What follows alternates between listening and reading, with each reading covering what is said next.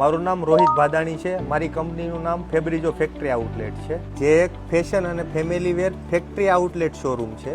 અમે છેલ્લા 1 વર્ષથી આ બિઝનેસમાં છીએ. અમે મેન્સ વેર, વુમન્સ વેર, કિડ્સ વેર, કેઝ્યુઅલ વેર અને ફૂટવેર એવા ટ્રેન્ડી કલેક્શન અને budget friendly fashion product provide કરીએ છીએ.